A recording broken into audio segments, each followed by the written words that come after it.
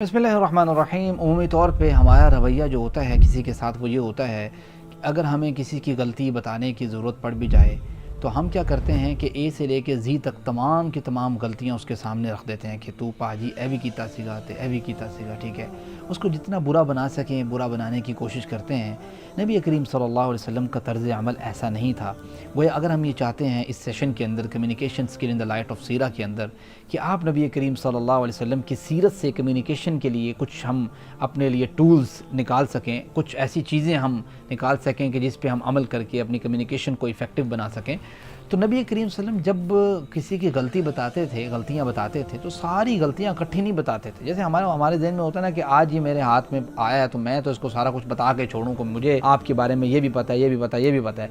नबी करीम सल्लल्लाहु अलैहि वसल्लम ऐसा नहीं थे। जब भी आप ये चाहते हो कि सेकंड पर्सन की गलती को दुरुस्त करना तो फिर थोड़ा सा स्टेप बाय स्टेप चलें। कभी देखें कि सूटेबल कौन सी चीज़ है, अभी रेलिवेंट कौन सी है, उसको आप पहले बता लें।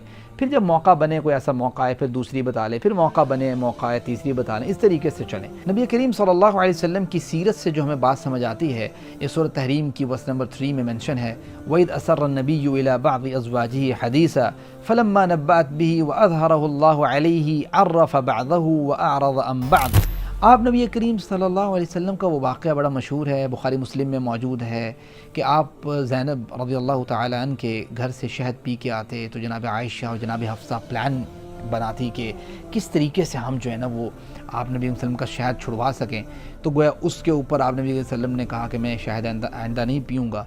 और फिर इस तरीके से मारिया क़िब्तिया के बारे में आता है कि आप नबी वसल्लम ने जो लौंडी थी जिनसे इब्राहीम जो है वो अल्लाह ताला ने दिए थे, तो आप नबी वसल्लम ने कहा कि मैं उनसे दोबारा सोबत नहीं करूँगा। इस तरीके से कुछ राज थे जो आपने अपनी बीवियों से किसी बीवी से शेयर किए।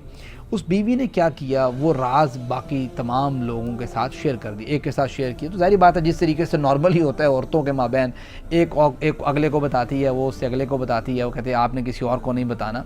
वही मामला नबी करीम सल्लम के घराने में पेश आया।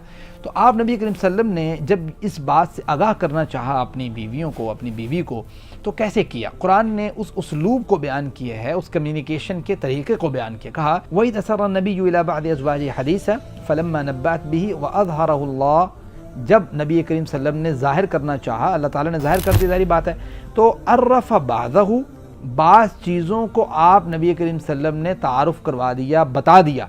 व अअरज़ अन बअद, और बात से आपने एराज़ कर लिया और कहा, मतलब सारी गलतियां इकट्ठी नहीं बताई कि तुमने ये भी किया, ये भी किया, ये भी किया, ये भी किया, ऐसा नहीं किया, बल्कि जो बताने चाहिए, जो रेलिवेंट थी उस वक़्त वो बता दी और बाकी चीज़ों से एराज़ किया।